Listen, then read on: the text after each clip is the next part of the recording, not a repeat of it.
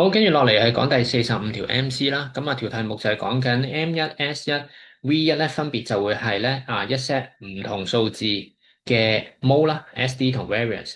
然之後將呢一堆嘅 number 咧，就分別咧去做一啲嘅 adjustment 啦，就係每個 data，即係每個 number，我哋就會乘大 R，跟住再加一個 extra number D 落去，咁就成為咗一 set 嘅新嘅 number 啦。咁啊，當中 R 同 D 咧就係一個非零嘅 constant 嚟嘅。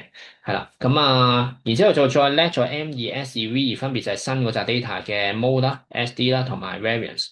然之後俾咗一啲叫做情況，我哋就係咩 M1細過 M2啊，S1咧就大過 S2啊，叫你估翻邊個係 must be true 嘅。好啦，咁呢度我哋不如先係去諗一諗，就佢話 M1係細過 M2，咁何謂 M2先啦？咁 M2其實咧就即係講緊係新嗰扎嘢嘅 mode 啊嘛。咁點樣由舊嗰陣嘅 mode 即係 M1去揾到個 S2出嚟M2出嚟咧？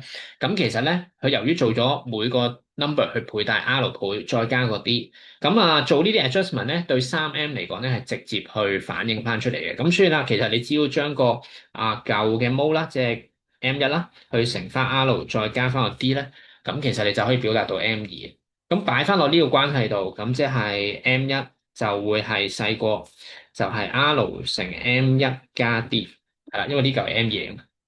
OK，咁你就可以砌下咧，砌到啲嘢出嚟噶啦。咁我哋將 M1 嗰嚿R 乘 M1 掉過去，然之後再抽翻 M1出嚟，咁你就會變咗做 M1乘一減 R 細過 D 啦。咁最後即係 D 大過咧一減 R 再乘個 M1，咁即係你個 option two 咧係正確嘅。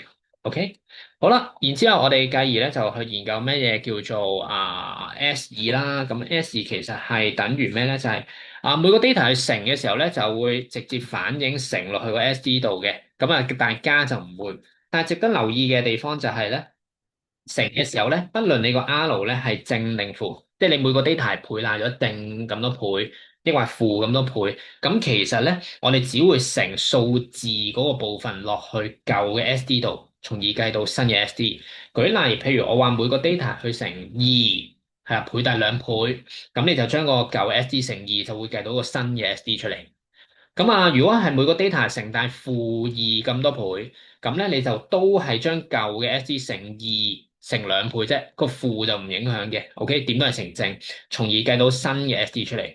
咁所以換句話講啦，其實咧你記住咧就係 SD 點都好啦，都係正噶啦。OK，係啦，即係你每個 data 去乘大正定係負咧，咁其實只會乘數字部分嗰個倍數落去舊 SD，從而得出嚟嘅就係新 SD。好。咁有咗呢一個嘅咁嘅諗法之後，咁我哋咧佢就同我哋講 S1咧係大過 S2，好，咁我哋就自己去砌一砌呢個關係啦。咁 S2就即係其實係 R/S1。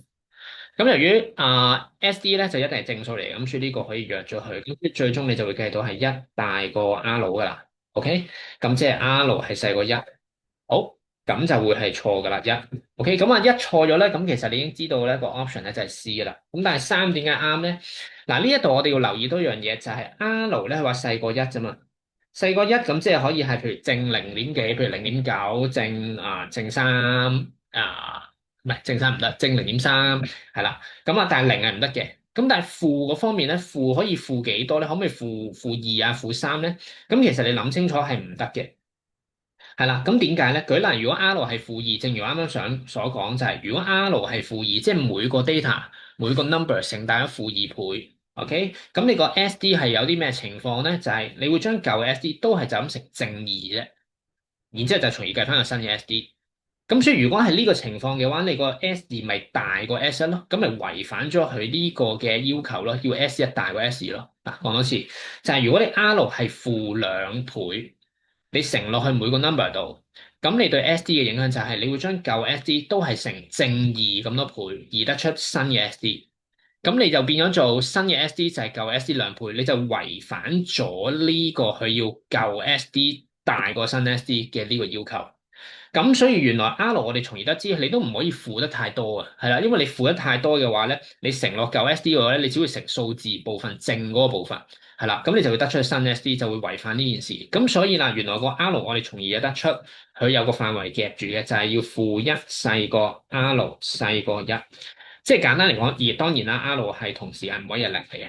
咁即係 R 個範圍原來係呢一個，就即係佢只可以係負零點幾或者正零點幾。而唔可以零啊。OK，你唔可以負得太多，亦都唔可以正得太多，係啦，一個咁嘅關係嚟嘅。好，咁啊，最後啦，三點嘅啱咧，咁好簡單嘅啫，就係你只要諗埋個 variance 發生咩事。嗱，variance 咧，如果每個 data 去乘大 R 倍咧，同加 D 咧，咁 R 咧，我哋係會二次咗，跟住乘落舊嘅 variance 度，即係個意思係 V2咧會等於係R 二次乘落個 V1度，但係加係唔影響 variance 嘅。OK，好啦，咁但係記唔記得我啱啱講過，你 R 係零點幾嚟噶嘛？可能係負零點幾或者正零點幾，咁所以呢個數點都係。二次咗都好啦，佢都係細過一嘅，係啦，細過一，而且二次係正數嚟㗎啦，當然係。咁所以啦，佢係一個細過一嘅正數，即係正零點幾嘅數。咁換句話講，咁即係意味住其實我哋從而會得知到個 V1係會大過 V2嘅，因為你 V2係經歷咗將舊嘅嗰個 variance 啊 V1 乘咗一個零點嘅數，咁即係縮細咗咯。咁所以啊 V2係會細過 V1嘅。OK？可以嘛？好啦，如果知道呢件事嘅話咧，咁我哋從而就可以估到啲嘢噶咯噃，就係佢而家呢一條式咧，其實我哋可以砌一砌翻啦，就係 S1 V2細過 S2 V1，咁我哋可以調一調翻位先，就係 S1 over S2，跟住然之後呢個 V2 就掉翻過去 V1 over V2。嗱，因為咧 S 即係 SD 啦，S1 又好，S2 又好，都係 SD 嚟嘅。variance 咧係 V1、V2 都好啦，咁佢哋全部都係正數，所以你調位咧唔影響不等式個符號嘅。咁所謂嘅S1 除 S2咧，即係調轉啦，試下調翻轉，就係 S2 over S1，我哋調翻過嚟呢邊，跟住就係嚟過啦，不如好 S1 調過嚟，V1 調過去，咁即係 V2 over V1 就細過 S2 over S1。好啦，咁啊，我哋將個 V1 掉過嚟，唔影響正負啦，唔影響個大細啦，跟住 S2 調過嚟，唔影響個大細啦，咁就變成一個咁嘅樣啦。OK，咁乜嘢叫 S2 over S1 啊？其實咪就係我哋啱啱計出嚟嗰個 R 咯，不過係唔理佢正負，淨係數字部分。即係如果佢係譬如係正零點九定負零點九，都係淨係講零點九個位嘅啫。OK，咁然之後 V2 over V1，咁其實咪即係講緊個 R 二次咯。OK，係啦，即係將舊嗰個新嘅 variance 除翻舊 variance，咪就係 R 二次咯。佢而家就話呢個係細過呢個喎，咁啱唔啱啊？咁啊當然正確啦，因為呢個係零點幾二次咗啊嘛，呢個就咁係零點幾個數，零點幾二次咗一定係比原本再縮細咗嘅。咁所以呢句說話就正確啦。OK，咁所以最終嘅答案咧就會係 C cat。OK。